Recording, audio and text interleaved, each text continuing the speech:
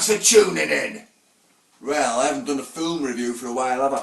Well, I'm going to do fucking one now, right? Oh. Oh. Ah.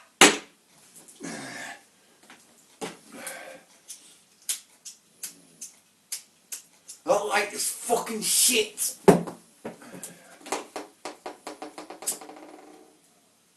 Right. Watched the film last night, right? Flicking through the channels. And I come across the horror channel, didn't I? And guess what was on? I recognised Donald Pleasence right away. It was Deathline. Deathline! And I thought, oh God, oh, it's been on about half an hour. I know, I won't start watching her on the TV. I'll get my DVD out and play it instead, because it's a great film. 1972, the full uncut version. Yeah, this is funny. Starring Donald Pleasence and Christopher Lee. Christopher Lee is in it. Exactly 2 minutes. That's how long he's in the film for. That was like a marketing tool, basically. Oh, let's go and rush to see this new Christopher Lee film. He's only in it fucking 2 minutes, man. Anyway, good film.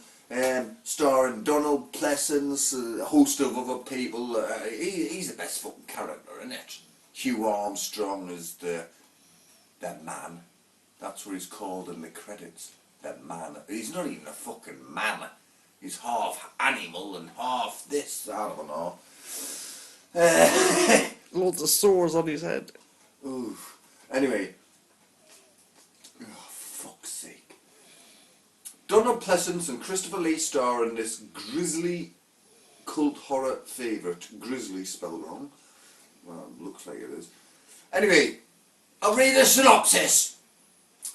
When students Alex and Patricia, David Ladd and Sharon Gurney discover a dying man in their local underground station, they spark off an investigation that reveals a sinister and macabre plot that even turns the stomachs of hardened police officers Calhoun and Rogers, Donald Pleasence and Norman Rossington.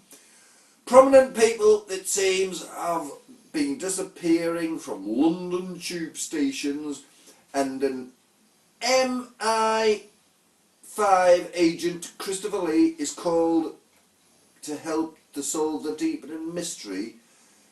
No, he's not. What is the terrible secret of the capital's underground system, and who or what is turning the tube tunnel into a death line? What the fuck? Christopher Lee, like I've just said, he's in 2 minutes. He's not fucking doing any investigation. He's telling the investigators to get out of his fucking house. Oh no, what's like that all about? Fucking, what you call that fucking bloke we're looking for? Fucking, oh, he was in fucking James Manford, OBE. He was in, yeah, he's been in a lot of things, you know. Most notably in my fucking mind was an episode of Fawlty Towers when you say, "This wine is corked." No, it's not. I've just uncorked it. You watch me. I mean, the cork has reacted with the wine. It's gone off. So John Cleese takes a sip and then goes like this. So it was off. Anyway, Deathline. Oh, good film. 1972, right? Yeah, you know, you don't want to be eating when you're watching this, because, you know, even if you're hungry, you watch this and you, I don't feel like anything now. Because it's pretty... Directed by the American director, if I can read that. Oh, shit, okay. Sort of. Gary Sherman. British film, American director, Gary Sherman. You know, it's basically, I'll do my own synopsis. You know, this couple, young couple, right? Alex and fucking Patricia. She's like English, he's from America. I'm not sure if he's from New York or Chicago. He mentions both of them cities. And they discover this James Manford O.B. bloody E on the underground, you know, he's collapsed or whatever, or has had a heart attack or a stroke or fucking, you know, he's seen something shocking, so he's lying there unmovable, and get his card out and have a look at him. He's not a diabetic, he's not this, he's not that, and he's convinced that he's a drunk. His girlfriend has a different opinion. He's like, oh no, he could be ill, he could be dead, he could be dying, it could be this, could be that, could be the other thing, and well, anyway, they did the report and stuff, and they're getting grilled. Well, he's getting grilled, you know, grilled and fucking questioned and fucking dragged to the police station. Oh, for no reason really, because he's just taking the piss out of him. Donald Pleasance, the police inspector, Inspector Calhoun, he's funny as fuck. He's the best character in it. And, you know, he's always on about, oh, Marshall, get me a cup of tea. Tea bags? Since when have you been using tea bags? Standard issue, sir. And he's fucking always stirring his tea with a dart. He's got a dartboard on his fucking office door. He uses it to take the tea bag out. And yeah, he's good at it. It's class when they go to the fucking pub and him and his sergeant and get pissed and that. They're threatening the fucking pub landlord to arrest him if they don't give him another drink and stuff. By the powers invested in me, you'll be insisting us in our inquiries.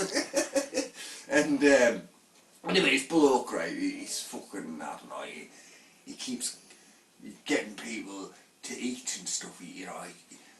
He comes up to the London Underground and he's hiding the tunnels in there, because he's not hiding there, he's just fucking been there since the Victorian times, you know, descended from, they used to work down there building the underground tunnels and all that, you know, and well, one of the fucking collapsed ones and trapped them all inside. So they ran out of money, so they left them down there. And they thought, well, there's air pockets there, so they'll be able to survive. So they fucking left them there, didn't they? And, you know, oh, I can't afford it, just leave them there, it doesn't matter. And some of them survived. And obviously, you know, this one survived, and he's fucking, all he knows, he's probably been there since a baby, and all he fucking knows is, you know, he doesn't know anything except to go up and catch people and eat them. On the last train, he waits for the last train. Yeah, he always waits for the last fucking train, and the only words he knows is, mind the doors, because that's all the fucking he can hear on the trains all the time. Mind the doors. It's a bit like Newcastle, you know, used to be like, stand clear of the doors, please. But it's the same thing, mind the doors. It's like, that's all he can say, is that he's trying to impress Patricia when he captures her later on. He's like, mind the doors, mind the doors. Mind the doors. Mind the doors. Mind the doors. He's fucking, you know, he's got sores all over his fucking head and face and drooling all the time. He just fucking is a mess, really. I mean, it's a wonder he survived that long, but he's fucking on his last legs anyway. And like, you know, and people go missing, and anyway, great film, brilliant film. And another film ripped it off.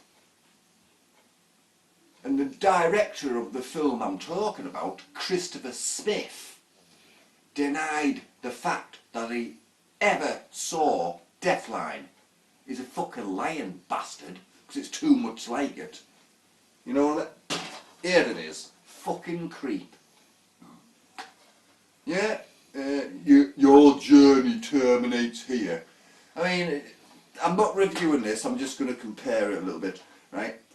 London, Midnight on a cold evening, unable to find a taxi, Kate, blah blah blah, takes a seat away from the crowd of late night revellers and waits for her last train. Before long she drifts off to sleep and wakes to find everyone gone. She momentarily panics until another train pulls in. She boards, unnerved that she's the only passenger, but relieved at last to be on her way. Halfway through the tunnel, the train jerks to a violent halt, the lights shut off and the train is plunged into darkness. Kate screams and she is trapped in the dark. She is not alone. Their nightmare has just begun.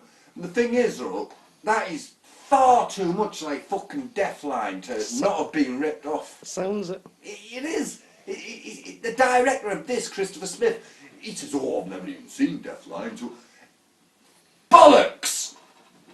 Thing is with Creep, right? It's got no plot line. There's no fucking story of where it came from. Why is he there? Why is he doing it? Where did he come from? You know, at least this has a fucking plausible plot behind it. So fuck you, Creep. Deathline, 1972, starring Donald Pleasance and fucking, well, lots of people really. Norman Rossington, David Ladd, Sharon Gurney, Hugh Armstrong as the man, Jane Turner as the woman, Clive Swift is in it. You'll recognise him from Keeping Up Appearances. He's the long-suffering husband of Hyacinth Bucket, isn't he? But it's a good film. Great fucking gory film from 1972. Great British thriller. And Donald Pleasance, I have never seen him playing such a good character. It's the best role I've seen him playing, and to be honest with you, Donald Pleasance, and he's dead now, and you know, he normally plays a fucking doctor, doesn't he? In nearly everything you fucking watch him in. An eccentric doctor. I mean, he even played fucking Doctor fucking, what do you call him? Oh, fuck this shit. Dr. Crippen. We even played him in the 60s. And Samantha Edgar was his fucking wife and that. So, yeah, highly recommended. Full uncut version. Yeah. This is one of the best British horror movies of the 70s. Kim Newman, Empire. Yeah, rated 18. Great film. Right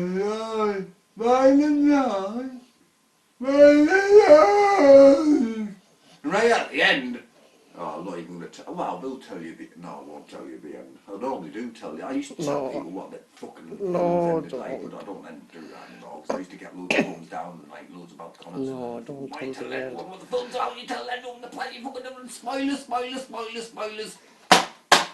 Spoilers. So, brilliant film, check it out. Deathline, 1972, Donald Pleasance and everyone else. And that better be fucking Chris with my fucking half an ounce of green. I'm telling you now. Fucking hell. I'll tell you what, fucking check the cunt out, right? Fuck this shit.